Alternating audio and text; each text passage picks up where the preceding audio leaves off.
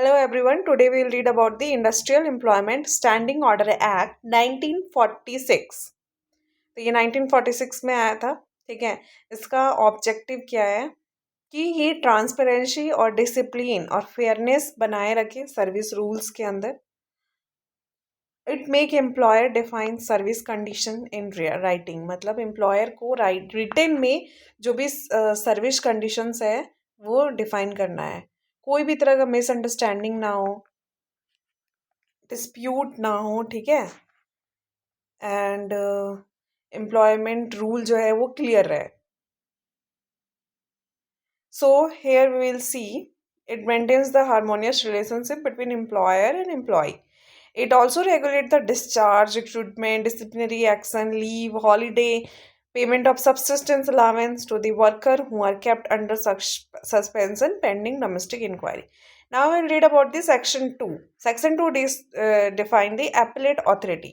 Appellate authority ये appointed by the government होते हैं and in relation to the appeal pending before an industrial court or other authority.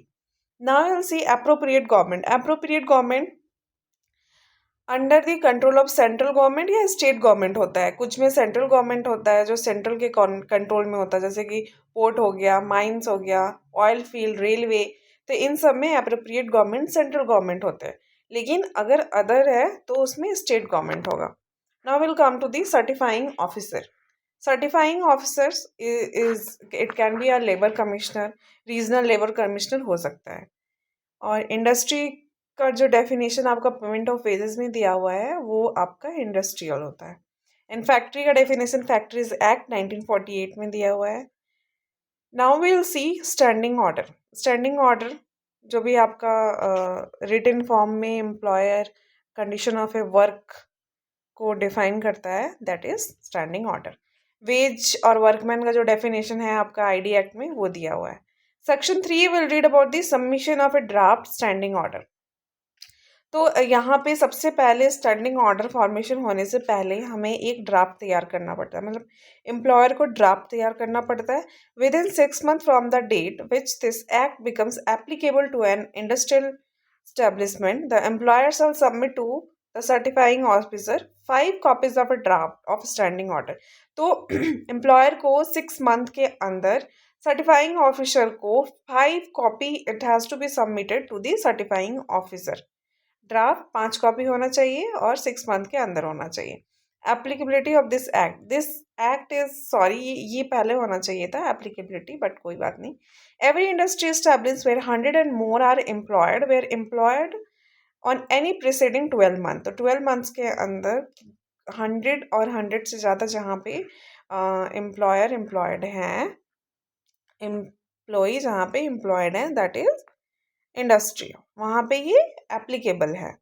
तो appropriate government में apply the तो थोड़ा सा अप्रोप्रिएट गवर्नमेंट चेंजेस ला सकता है. वो that can appropriate government he allow कर सकता है कि जहाँ पे 100 से लेस हो एम्प्लॉय वहाँ पे ये एप्लीकेबल होगा after giving notice of 2 months. 2 month का प्रायर नोटिस देना पड़ेगा. Section 5 certification of standing order. सबसे पहले तो रिसीव फ्रॉम एम्प्लॉयर. एम्प्लॉयर से जब सर्टिफाइंग ऑफिसर रिसीव करता है तो वो क्या करता है ना, ट्रेड यूनियन को कॉपीज उसका कॉपी भेजता है तो सीक दी ऑब्जेक्शन. कोई भी ऑब्जेक्शन तो नहीं है ट्रेड यूनियन को. एंड ट्रेड यूनियन के पास स्टार्ट होता है that is with in 15 days. 15 days के अंदर वो सर्टिफाइंग ऑफिसर को जो भी ऑब्जेक्शन है वो बताना पड़ता है. ठीक है. ऑफिस सर्टिफाइंग ऑफिसर क्या करता है, वो सर्टिफाई करता है, certify the draft standing order and then it send to the copy to the employer and trade union. Within 7 day वो कॉपी सेंड करता है एम्प्लॉयर और ट्रेड यूनियन का. अब अपील का करने का क्या सीन है, सेक्शन 6 में अपील करने का बात करती है. मतलब जो भी एम्प्लॉयर वर्कमैन अगर वो लोग डिससेटिस्फाइड है सर्टिफाइंग ऑफिसर का, अगर वो उनको they are not satisfied the decision, then they will appeal to the appellate authority within 30 days of receiving order, and then appellate authority will send the written copy to the certifying authority, employer and trade union जो भी changes लाएगा. ठीक है. तो ये appeal करने का है. Date of operation of standing order. अगर अपील हुआ है तो आपका ऑन एक्सपायरी ऑफ 7 डेज के अंदर, ठीक है, एपलेट ऑथोरिटी वो सेंड कर देता है copies and standing order operation पे आ जाता है। अगर कोई अपील नहीं हुआ है, after send copies shall come into operation. तो कॉपीज सेंड करने के बाद 30 डेज के अंदर वो ऑपरेशन में आ जाता है, ठीक है। Section 9, posting of standing order. तो पोस्टिंग है आपका 3 तरह से इसमें याद रखना है। लैंग्वेज, लैंग्वेज क्या आना चाहिए, mostly English and the local language. जो भी लैंग्वेज आपका मेजोरिटी वहाँ पे जो लोग समझते हैं, दैट इज़ लोकल लैंग्वेज में होना चाहिए। और एक स्पेशल बोर्ड होना चाहिए and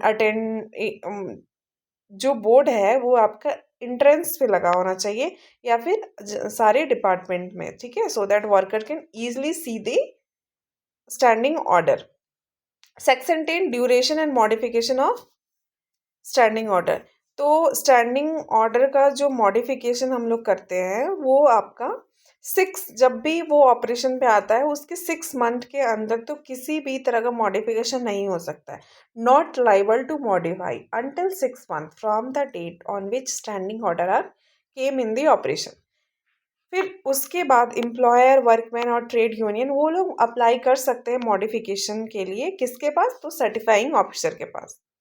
Now this is very important 10A, payment of subsistence allowance. Any workman, कोई भी वर्कमैन को अगर सस्पेंड किया जाता है बाय एम्प्लॉयर और उसका इन्वेस्टिगेशन पेंडिंग है, इंक्वायरी चल रहा है, तो एम्प्लॉयर को सब्सिस्टेंस अलाउंस पे करना होगा, ठीक है। तो वो किस रेट में करना होगा, तो rate should be 50% of the wages first 90 days के लिए and after rest of the days के लिए 25% ऑफ द वेजेस। अगर कोई डिस्प्यूट अराइज होता है बिटवीन अगर सब्सिस्टेंस अलाउंस को लेके एम्प्लॉयर एंड वर्कमैन के बीच में, तो they can go to the labour court, they can refer to the labour court under ID act 1947। Power of authority, section 11 deals with power of authority. तो certifying officer and appellate authority के पास क्या power होता है, जो भी civil court के पास power होता है ना, वो सारा पावर आपका सर्टिफाइंग ऑफिसर और एपलेट अथॉरिटी के पास होता है। अगर किसी कोई भी तरह का oral evidence, no oral evidence for adding, varying and contradicting of standing order certified under this act shall be admitted in any court. तो किसी भी तरह का ऑरल एविडेंस नहीं कंसिडर किया जाएगा। Now section 13, penalties and procedure. Employer अगर fail कर जाता है ड्राफ्ट को सबमिट करने के लिए स्टैंडिंग ऑर्डर का, तो उसको फाइन लगेगा 5000 का। अगर वो कंटिन्यू ये ऑफेंस करता है, मतलब वो फिर भी नहीं करता है, तो हर दिन 200 रुपीज़ का फाइन कंटिन्यू वो ऐड होगा, ठीक है। एंड अगर employer does any act in contravention of standing order, तो स्टैंडिंग ऑर्डर में जो लिखा है उसका अपोजिट कुछ भी वो काम करता है, तो which will be consider as a offence and fine आपका 100 रुपीज़ का फाइन लगेगा। और कंटिन्यू करता है तो हर दिन वो 25 रुपीज़ का फाइन इंक्रीज होगा। Now 13A deals with the interpretation of standing order. Any question arises to application or interpretation of standing order certified under Act, employer, workman, trade union may refer to the labor court. अगर किसी भी तरह का question है तो वो employer, workman, trade union directly labour court जा सकते हैं अंडर आईडी एक्ट 1947। अब ये कुछ शेड्यूल है जो प्रोवाइड करता है क्या क्या मैटर है आपके शेड्यूल में, स्टैंडिंग ऑर्डर के शेड्यूल में, ठीक है। तो 1 में है आपका, शेड्यूल 1 में किस तरह का क्लासिफिकेशन ऑफ वर्कमैन है, किस तरह का वर्कमैन है, परमानेंट है, टेम्पररी है, अप्रेंटिसशिप में है या फिर प्रोफेशनल पीरियड में या बदली एम्प्लॉय है। सेकंड में है manner of interaction to workman period, क्या कितना वर्कमैन का आवर्स कितना है, कितने घंटा काम कर रहा है, हॉलीडे क्या है, पे डेज क्या है, वेज रेट कितना है।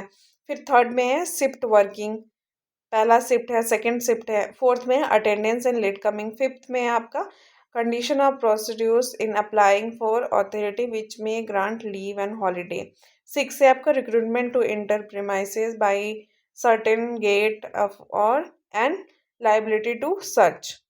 9 7 है आपका closing and reporting of section of the industrial establishment temporary stoppage, मतलब क्या क्लोज हो रहा है, क्या मतलब एम्प्लॉयर क्या राइज करता है, उनका क्या क्वेश्चन है।